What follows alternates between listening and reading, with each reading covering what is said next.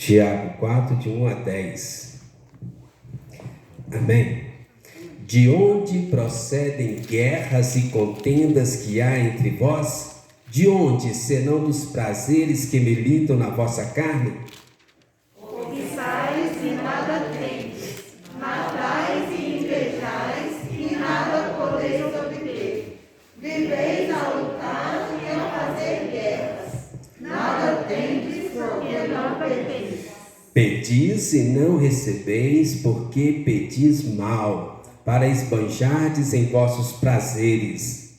Infiéis, não compreendeis que a amizade do mundo é inimiga de Deus? Aquele, pois, que quiser ser amigo do mundo, constitui-se inimigo de Deus. Ou supondes que em vão afirma a Escritura, é com ciúme que por nós anseia o Espírito que ele fez habitar em nós? Antes ele dá maior graça, pelo que diz: Deus resiste aos soberbos, mas dá graça aos humildes. Sujeitai-vos, portanto, a Deus, mas resisti ao diabo e ele fugirá de vós. Chegai-vos a Deus e ele se chegará a vós outros. Purificai as mãos, pecadores, e vossas pessoas de ânimo dobre, limpai o coração. Afligi-vos, lamentai, chorai, converta-se o vosso riso em pranto e a vossa alegria em tristeza. Humilhai-vos na presença do Senhor e ele vos exaltará. Amém. Vamos fazer mais uma oração. Vamos pedir a Ana Cristina que ore por mim, pela mensagem. Senhor Deus amado, obrigado por este momento que está na sua casa. Amém, Deus. Palavra, Deus. Se eu posso ver agora, Deus, no pastor Ronaldo, Deus. Tem misericórdia. Para que ele possa ser usado por ti, Deus, trazendo a palavra. Que possamos ser abençoados mais uma vez por tua palavra, possamos entender e levar em nossos corações. Tem misericórdia. Obrigado por tudo, Pai. Fica conosco em nome de Jesus, Deus. Amém. Amém.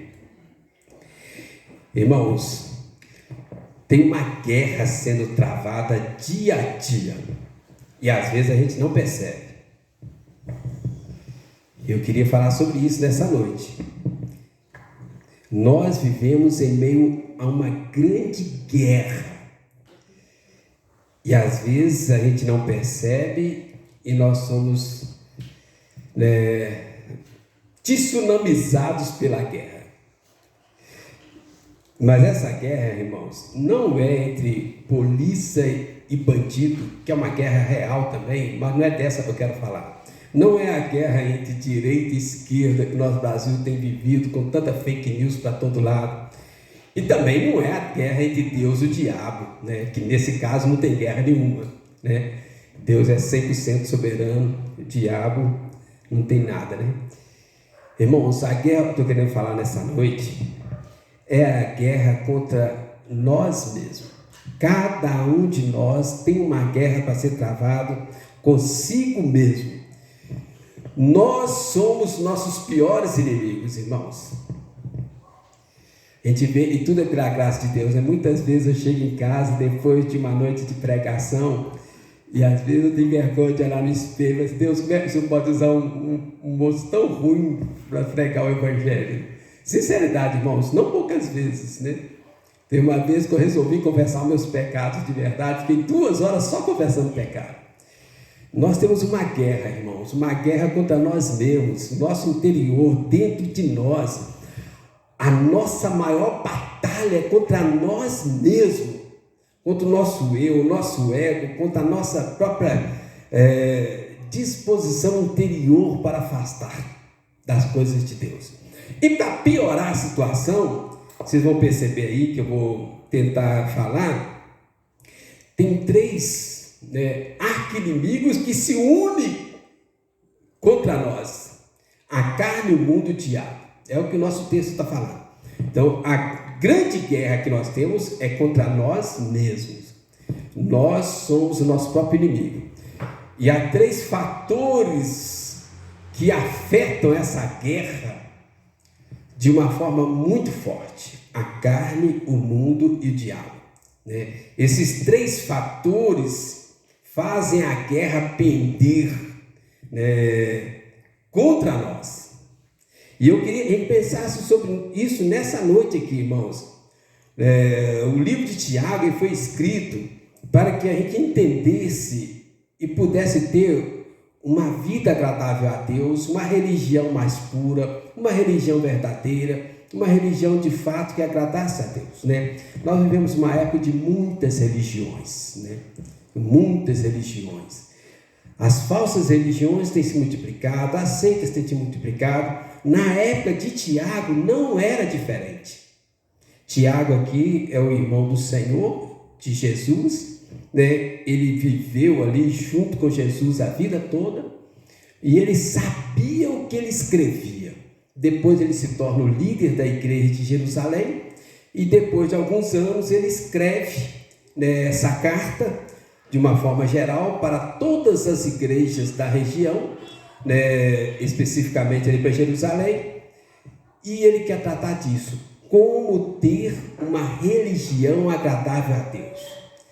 No meio de tantas coisas que ele vai falar aqui, né, sabedoria, fé, obras, né, nesse capítulo 4, ele vai falar para nós aí, ó, a origem das contendas. Ou se a gente pegar no versículo 1, de onde procedem as guerras e contendas que há entre vós.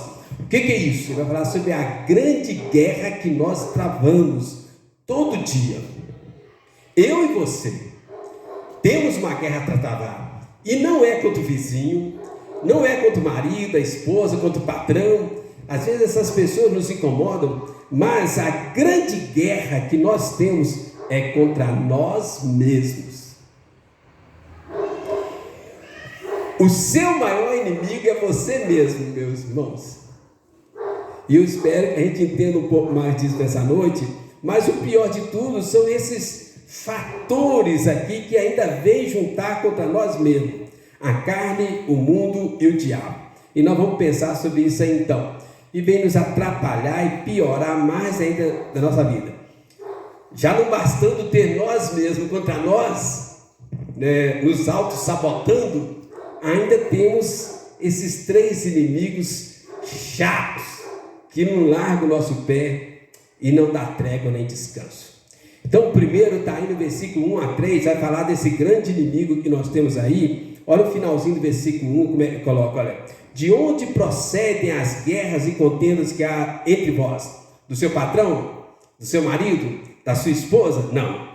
De onde senão dos prazeres que militam na vossa carne? Cobiçais e nada tendes, matais, invejais, nada podeis obter. Viveis a lutar e a fazer guerras, nada tendes porque não pedis, pedis e não recebeis porque pedis mal, para esbanjar nos vossos prazeres ou na vossa carne. Irmãos, nosso primeiro grande inimigo aqui, não está em ordem de importância, mas na verdade eu acho que esse é o pior mesmo, né? É a nossa carne. Nós estamos em guerra diária com a nossa carne, com o nosso eu, com o nosso ego. A carne aqui, teologicamente falando, é a natureza pecaminosa herdada de Adão e Eva. A nossa carne refere-se aos nossos maus desejos interiores. Jesus falou que é do nosso coração, do nosso interior, que procedem tudo de ruim que tem em nós. Já está tudo lá dentro. É muito simples de você concordar comigo se você olhar uma criança, uma criancinha recém-nascida, sem ninguém ensinar, a mãe cheia de amor pela criança, e a criança já começa a fazer pirraça, birra, egoísmo, morder o seio da mãe e aquela tragédia toda, né? Quem ensina para a criança? Aqui, ó, a nossa carne, a nossa natureza pecaminosa. Veja bem, carne é diferente de corpo. Carne não é o corpo físico. Né? Na história da igreja surgiu uma seita que falava que o nosso corpo é mau. Não é o corpo não é mau. A nossa natureza interior, herdada de Adão e Eva, que é pecaminosa. E ela usa o nosso corpo. Mas o Espírito Santo também usa o nosso corpo. O nosso corpo é apenas a parte física, exterior. Tanto o Espírito de Deus usa o nosso corpo, né? O nosso corpo é santuário de Deus, é templo do Espírito Santo, como também a nossa carne, a nossa natureza pecaminosa usa o nosso corpo. O Espírito Santo usa para Deus e a natureza usa para pecar, para afastar de Deus, ok? Então, irmãos, essa carne é o inimigo nosso de cada dia. Às vezes a gente briga com o marido, com a esposa, mas o problema está na nossa carne. Às vezes a gente troca de emprego, mas o problema não é o patrão, é a nossa carne. Estão entendendo, irmãos? A nossa carne. E aí você pega lá em Gálatas 5, vai ter uma lista das obras da carne, que eu não vou discorrer sobre todas, mas tem 4 particularmente, vou falar bem rapidamente, que eu vejo e tem inundado as nossas vidas, né? Que aqui fala cobiçais, a cobiça. A cobiça virou uma coisa normal nos nossos dias e às vezes é até engrandecida. O que é cobiça? Desejar o que é do outro.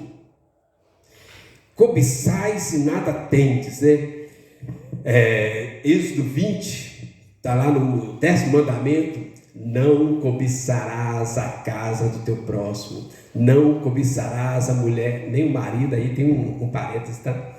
Não cobiçarás a esposa do teu próximo, nem o marido do teu próximo, nem o teu servo, nem a tua serva, nem teu jumento, nem teu boi, nem coisa alguma que pertença ao teu próximo. Mas a nossa geração é uma geração dada à cobiça. Os nossos olhos não se fartam de comprar e de cobiçar coisas, né? Uma outra obra da carne que é muito comum nos nossos dias aqui também, eu queria destacar: a inveja. Achar que o outro não merece ter o que o outro tem. Às vezes o outro ralou, trabalhou, suou, adquiriu, batalhou, enquanto a gente estava dormindo, descansando, acomodando, viajando, passeando, e o outro ralando, aí o outro compra, adquire, aí a inveja começa a corroer a gente. Ele não merece, ele não merece, e a gente se deixa dominar pelo veneno da inveja. Irmãos, não é bom que seja assim, vai ralar também. Então, cada um tem aquilo que ele semeou, plantou, colheu, trabalhou, entendeu? Cobiça tem consumido as pessoas, que elas ficam desenfreadas, né? Cartões de créditos estourados. A inveja tem consumido as pessoas, as doenças psicossomáticas têm se multiplicado, e algumas delas, muitas delas, têm raiz na inveja. Uma outra coisa aqui, irmãos, isso aqui, olha, é uma tragédia e está consumindo a nossa geração. A gente tem que pôr um freio nisso, a começar na igreja. Ciúmes. A gente fala a palavra assim, às vezes não cai a ficha, mas na hora que eu falar, né, o que é ciúme? Se você olhar no dicionário, excesso de possessividade. As pessoas da nossa geração têm um excesso de possessividade uns sobre outros. Irmãos, por que tem acontecido tanto feminicídio? Por quê? Ciúme, excesso de possessividade. A pessoa acha que o outro é um objeto. Isso, irmãos, às vezes tem patrões sobre empregado que tem tanto assédio hoje nos locais de trabalho. E você vai para a área dos esportes, também está acontecendo, né? E vai para todos os áreas, porque tem tanto assédio, feminicídio, tanta briga, tanta confusão, tanto divórcio. Por quê? Excesso de possessividade. As pessoas têm um ciúme descontrolado, acham que o outro é uma posse, um objeto, e as pessoas perdem o controle, e quando o objeto começa a escapar, ele destrói o objeto, mas não quer perder o objeto. É uma coisa horrorosa, irmãos, nós estamos vivendo. Esse excesso de possessividade, que não abre mão, não libera, não deixa. Quando eu era ainda adolescente, eu aprendi uma frase que me salvou na minha vida toda. Deixa o outro livre. Se ele for seu, ele volta. Se ele não voltar, é porque ele nunca te pertenceu. Não é bíblico não, tá, irmãos? Né? Meu irmão me falou: deixa, se for seu vai voltar, se não for, é porque nunca foi. É legal, gostei, me serviu, passei a adolescência tranquilo, né? Casei, graças a Deus, né? Não tive mais que preocupar com isso. Mas, irmãos, esse Ciúme está corroendo a nossa sociedade. Olha só, às vezes pode achar que estou exagerando, mas na verdade não é divulgado tanto quanto acontece. Pastor, a gente sabe disso. Às vezes tem casos que não chega nem na polícia. Eu, se chegar, eu aconselho mesmo, né? Eu sei que está gravando, mas eu aconselho a chamar a polícia mesmo. E aconselho de divórcio também, né? Depois eu apanho para lá, mas não pode, né? Agora tem um outro aqui, irmãos. Eu não sei qual desses 4 é pior, mas esses 4 eu destacar, não vai dar para ler a lista toda. Está lá em Gálatas 5. Depois, quem quiser, pode ler lá e tal, né? Lascívia. A lascívia tem corroído a nossa sociedade, irmãos. Você olha a televisão, as mídias, né? Lascívia para todo lado. Comercialização de produtos, né? O que é lascívia? A lascívia é a exploração do corpo humano. Homens com olhos cheios de adultério e mulheres com uma necessidade de expor o corpo desenfreada. E a mídia usa essas coisas, ou se aproveita dessas coisas, e isso tem inundado a nossa sociedade. A gente já não pode mais andar nas ruas de olhos totalmente abertos. Tem que ser igual o Spurgeon falava, um olho cego para as coisas que não pode ver. Né? Você anda com o olho aberto para você andar e o olho cego para as coisas que não pode ver. Esses dias eu estava ali, eu e o Anderson, a gente estava ali na porta da nossa igreja, no Alto da Cruz, passou uma moça que não era feia, só de sutiã. Aí você, Anderson, você está doente. Gente, mas o negócio assalta a gente. Você vai no shopping, é um assalto aos olhos, né? E por que isso? Por causa dessa lascívia desenfreada que a nossa geração tem vivido, que afeta todos os lados. Irmãos, isso tudo faz parte das obras da carne. Isso tudo está dentro de nós, dentro de nós. Se a gente não matar a nossa natureza terrena, isso vai destruir a gente, né? E vai para fora. Uma outra tradução nesse versículo 1 fala assim, olha, na tradução na linguagem de hoje, né? De onde vêm as lutas e as brigas entre vocês? Elas vêm dos maus desejos que estão sempre lutando dentro de vocês. Os maus desejos que estão sempre vivos, ativos, proliferando dentro de vocês.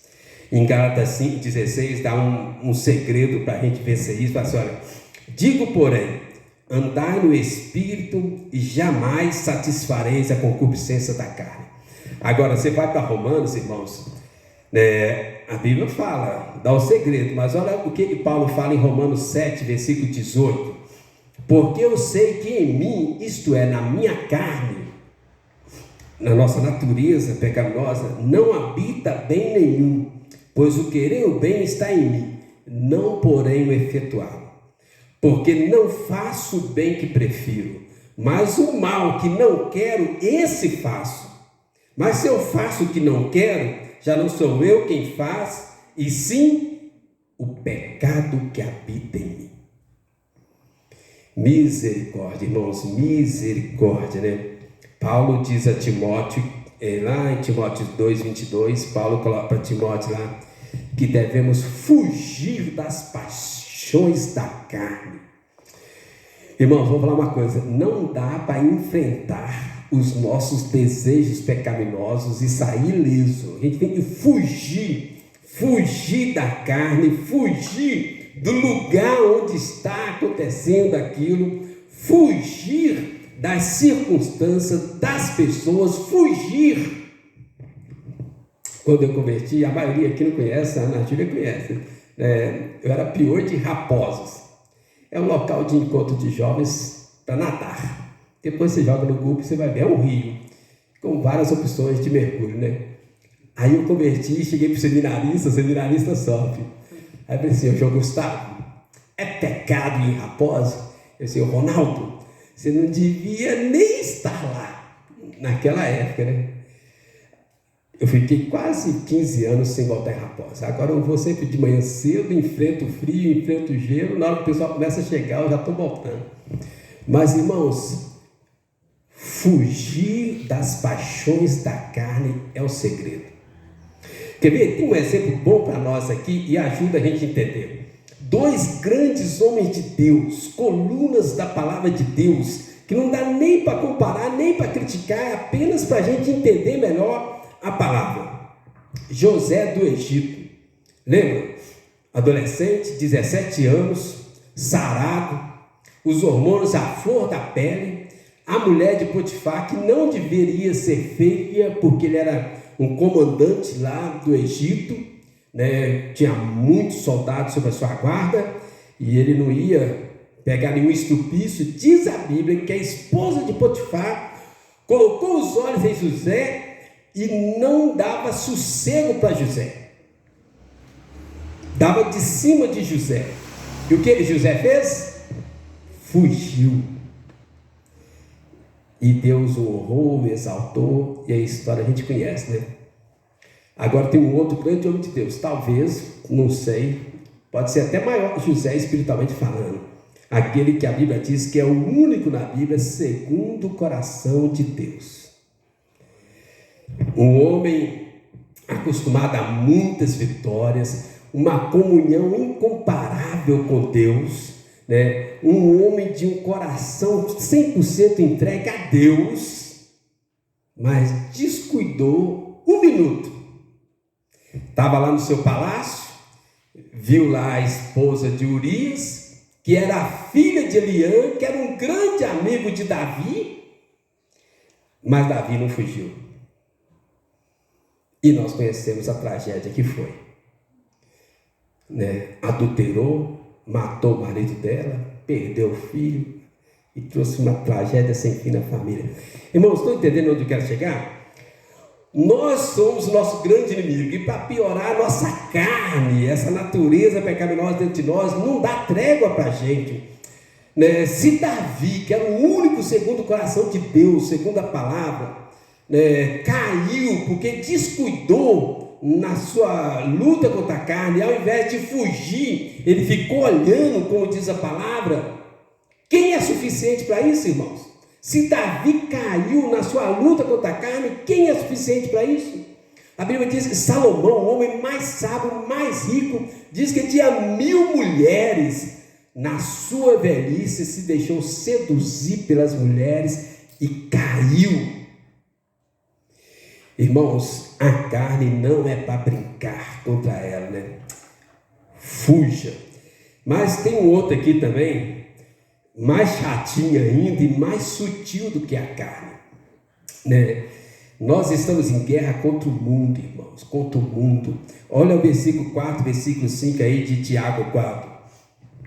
Fala assim, olha: infiéis, não compreendeis que a amizade do mundo é inimiga de Deus? Aquele, pois, que quiser ser amigo do mundo, constitui-se inimigo de Deus. Ou supondes que em vão afirma a Escritura: é com ciúme que por nós anseia o Espírito que Ele fez habitar em nós? Nós estamos em guerra contra a nossa própria carne, e muita gente tem caído, né? Mês passado nós estávamos na reunião do Supremo Concílio, né? Foram mais de 30 pastores excluídos por causa disso, né? Só da Igreja Presbiteriana do Brasil. E nós estamos em guerra contra o mundo. O que é o mundo? O mundo refere-se aí na teologia a esse sistema de valores que há na sociedade que nos afastam de Deus. Então, aqueles valores da sociedade que, mesmo não sendo pecaminosos, às vezes nos dominam, nos escravizam e nos afastam de Deus e faz a gente esfriar espiritualmente. Irmãos, o mundo ele é muito sutil, ele é muito sedutor, ele é muito atrativo. O mundo ele é conquistador, ele vem até nós assim de uma forma muito leve, muito agradável, muito tranquila, nos envolve, nos pega, nos prende, nos amarra e nos escraviza. E aí, daí a pouco, a gente perdeu a comunhão com Deus, perdeu a comunhão com a igreja e estamos desviados. Mas, às vezes, o mundo vem na sua forma real. Muitas vezes ele vem como sedutor, mas, na real, o mundo é hostil. O mundo odeia os cristãos. Você acha que eu estou exagerando? Chega no seu trabalho e começa a falar que você é crente. Você vai ver que vai aparecer um monte de gente com raiva com você. Pessoas que eram amigos seus, de repente começam a ficar com raiva só porque você falou que é cristão. O mundo odeia os cristãos, irmãos. Né? Eu vou mostrar na palavra para vocês verem. João 15. Olha o que diz em João 15, versículo 18. Olha só. Se o mundo vos odeia, sabei que primeiro do que a vós outros me odiou a mim. Se vós fosseis do mundo, o mundo amaria o que era seu. Como todavia não sois do mundo, pelo contrário, dele vos escolhi, por isso o mundo vos odeia. O mundo é hostil, é inimigo, odeia aos cristãos. Agora, tem um detalhe, nós vivemos neste mundo. Nós temos que estudar, trabalhar, comprar, negociar neste mundo. Mas nós não somos deste mundo.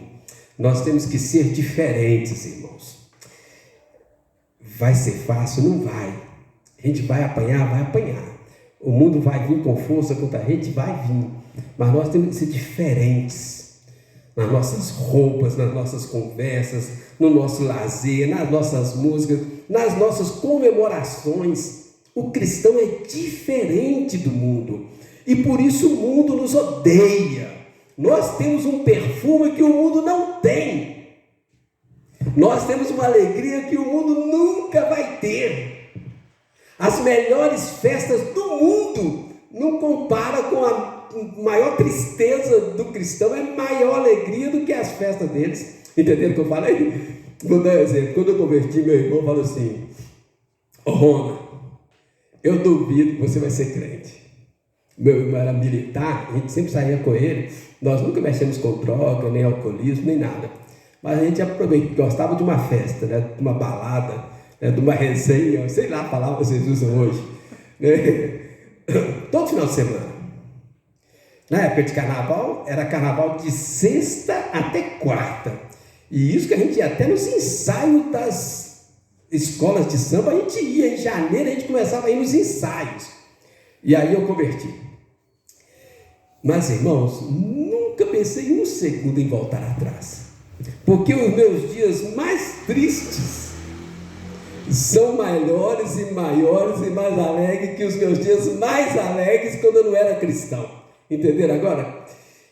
O mundo tem raiva, ódio, porque nós temos o que ele não tem. Nós temos uma paz que eles não têm. Nós temos uma alegria que eles não têm. Nós temos um amor que eles nunca vão conseguir entender. Nós temos essa graça maravilhosa de Deus derramada em nossos corações, irmãos. E por isso o mundo vos odeia.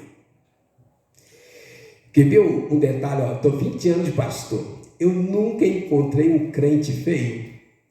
Nunca encontrei um crente convertido, regenerado, feio. O mundo não consegue entender isso.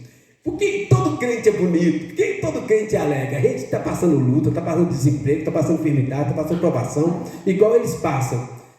Mas tem essa graça, esse perfume, essa alegria que embeleza a vida do crente que o mundo não entende. E por isso o mundo vos odeia.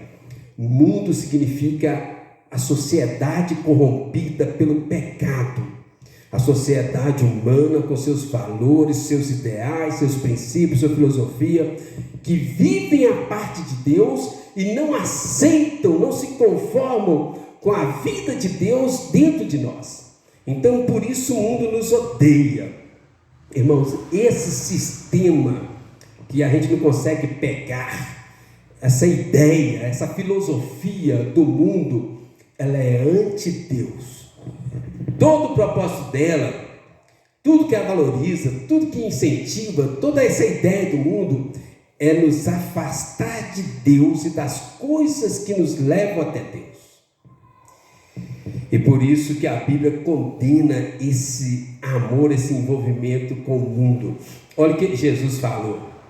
João 17, Jesus falou assim, olha, eu lhes tenho dado a tua palavra, versículo 14, e o mundo os odiou, porque eles não são do mundo, como também eu não sou. Não peço que os tires do mundo, e sim que os guardes do mal. Eles não são do mundo, como também eu não sou. Irmãos, não há comunhão do cristão com o mundo, com essa filosofia de vida do mundo. E tentar agradar, tentar viver com o mundo é frustração. Eles não entendem, não compreendem, eles nos odeiam porque nós somos. O mundo é inimigo de Deus e quer nos afastar de Deus. E ser amigo do mundo é entrar em contradição com Deus. A gente se torna inimigo de Deus. Veja bem, não dá para ser amigo de Deus e ser amigo do mundo. Não tem jeito. É sofrimento dobrado.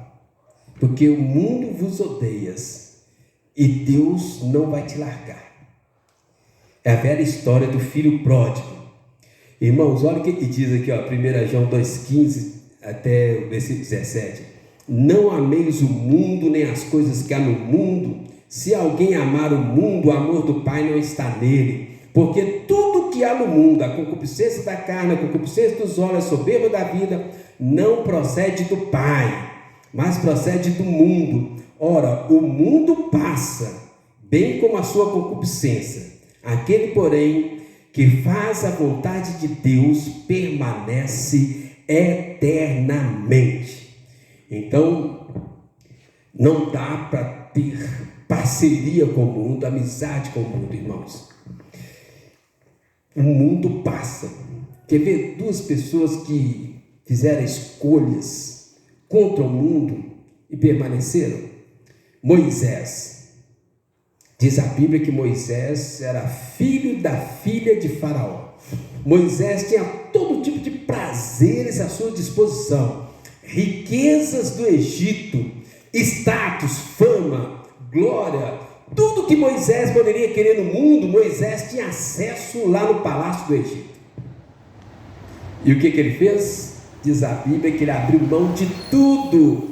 Moisés abriu mão de todo o status, toda a fama, toda a glória, toda a riqueza, abriu mão dos prazeres. Moisés abriu mão de tudo. Por quê? Porque ele estava com a mente sentado na eternidade. O Egito passou. Apesar das suas construções magníficas, comparativamente, hoje o Egito é um reino humilde. Moisés nem provou a morte, teoricamente. Irmãos, o mundo passa. Olha um outro exemplo maravilhoso aqui, olha. Daniel foi levado escravo para a Babilônia. Foi colocado à mesa lá com os banquetes, manjares da Babilônia. No primeiro momento, diz a Bíblia, capítulo 1, versículo 8, resolveu Daniel firmemente não se contaminar com as coisas do mundo. A Babilônia representava o mundo. A Babilônia passou, os impérios que vieram passaram e Daniel permaneceu firmado na palavra. Estão entendendo, irmãos? O mundo vem de uma forma sedutora, nos atraindo, nos conquistando, e às vezes ele vem hostil, nos esmagando, mas vai passar. Mas aquele que estiver firmado na palavra vai continuar, assim como Daniel perseverou e continuou. E o último aqui, o diabo. A gente não gosta de falar, mas às vezes a gente tem que falar. Estamos em guerra contra o diabo. Veja bem, não é uma guerra de Deus contra o diabo. E nem nós. A Bíblia diz, resistir ao diabo, ele fugirá de vós. Mas o diabo, ele é sutil, manipulador, mentiroso. O diabo não é onipresente, o diabo não é onisciente, o diabo não é onipotente, o diabo não tem esse poder todo, mas ele é muito chato, porque ele tem muita experiência, apesar de não ter inteligência, ele tem muito conhecimento, Ele sabe o ponto fraco de cada um de nós. Por isso que ele é chato.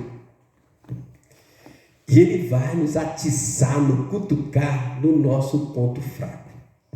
O diabo é um anjo caído do céu. Na hierarquia angelical, ele estava entre os primeiros anjos. Lúcifer era um anjo de luz. Mas ele achou que podia ser igual a Deus, né? Santa ignorância. E foi jogado à terra. Quer ver? Apocalipse fala sobre isso, irmão. Só para não ter dúvida, olha. Apocalipse 12. Fala assim, o versículo 10. Então ouvi grande voz do céu proclamando: agora veio a salvação, o poder, o reino do nosso Deus, a autoridade do seu Cristo, pois foi expulso o acusador, palavra aí, diabo, de nossos irmãos, o mesmo que os acusa de dia e de noite diante do nosso Deus. Eles, pois, o venceram por causa do sangue do Cordeiro e por causa da palavra do testemunho que deram. E mesmo em face da morte não amaram a sua própria vida. Por isso festejai, ó céus, e vós os que neles habitais. Ai da terra e do mar, pois o diabo desceu até vós, cheio de grande cólera, sabendo que pouco tempo lhe resta. A carne, o mundo e o diabo, os três inimigos dos cristãos. O diabo, esse anjo caído, jogado à terra, o tentador, está aí para nos tentar, e Deus o usa para nos provar, achou que podia ser igual a Deus, perdeu. O diabo é astuto, é sutil, é manipulador, conhece o nosso ponto fraco. Então veja só, irmãos, você está lá com o cartão de crédito, vence amanhã. O diabo sabe da sua necessidade, vai colocar um dinheiro fácil e lícito na sua frente. É assim que ele faz. Você está com uma carência amorosa no relacionamento conjugal, o diabo vai colocar a pessoa ideal para você suprir aquela necessidade de uma forma ilícita. É assim que o diabo age. Ele pega o ponto fraco de cada um e dá uma oportunidade. Quer ver um exemplo bíblico interessante e curioso? Quando Deus falou com Jonas: dispõe-te, vai-te à terra de Nínive, prega para Nínive. Diz a Bíblia que Jonas se dispôs para fugir. E na mesma hora que ele queria fugir, apareceu um barco fugindo para o lado contrário. O diabo é desse jeito. Toda vez que você quer suprir uma necessidade de uma forma ilícita, o diabo vai ter a forma para você. Vai ter a opção para você. E de repente você olha e fala: nossa, que bênção de Deus. É o diabo. Então o diabo, ele age nessa sutileza. E agora, irmãos, veja bem, ele não é bonzinho. O diabo não tem misericórdia. Ele usa a sua necessidade, a sua carência, o seu ponto fraco como uma isca. Depois que você morde a isca, ele te pega e joga na frigideira quente. Entenderam? Não tem mais volta. Aí você vai ter que sofrer com as consequências, da astúcia de Satanás, O diabo não tem misericórdia, ele não faz nada bom para ninguém. Ele usa qualquer coisa para tirar a alegria do cristão, para destruir a nossa fé, destruir a família, destruir a igreja. Quando ele tem oportunidade, ele vem com tudo para cima do cristão. Não dá para brincar com o diabo, mas ninguém precisa ter medo do diabo. Resistir ao diabo e ele fugirá de vós, pela fé, ok? Com a carne não dá para brincar, você tem que sair correndo. O mundo não tem uma dica para você. Você vai ser seduzido pelo mundo mesmo e Deus vai te dar graça, você vai sair lá na frente. O mundo, ele engloba a gente e a gente não tem. Que é isso, pastor? Nunca vai acontecer isso comigo. Irmãos, as mídias sociais estão aí, isso é o mundo. Afasta a gente da vida de oração, da leitura da Bíblia, afasta a gente do culto. Os homens aí, o futebol, Netflix, esse monte de stream aí, isso aí é o mundo, né? São coisas que não são pecado em si, mas a gente descuida, ele nos envolve e nos afasta de Deus e das coisas de Deus, entenderam?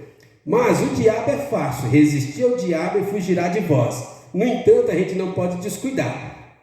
Na tentação de Jesus, fala que o diabo tentou Jesus com mentira, com sutileza, tentou Jesus com a palavra de Deus, e quando ele cansou, a Bíblia diz que ele se afastou até o momento oportuno.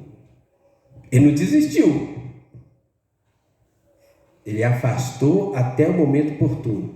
Mas olha o que diz a Bíblia, 1 Pedro 5, versículo 8 e 9: sede sóbrios e vigilantes. O diabo, vosso adversário, anda em derredor como leão que ruge, procurando alguém para devorar. Resisti-lhe firmes na fé, certos de que sofrimentos iguais aos vossos estão se cumprindo na vossa irmandade, espalhada pelo mundo todo. Efésios 6,12 fala assim: porque a nossa luta não é contra o sangue e a carne, e sim contra os principados e potestades, contra os dominadores deste mundo tenebroso, contra as forças espirituais do mal nas regiões celestiais. Então, irmãos, são estes aí os três inimigos da nossa alma: a carne, nossa natureza pecaminosa que está dentro de nós. Não dá para brigar, não dá para resistir, não dá para lutar. A única chance é fugir da carne.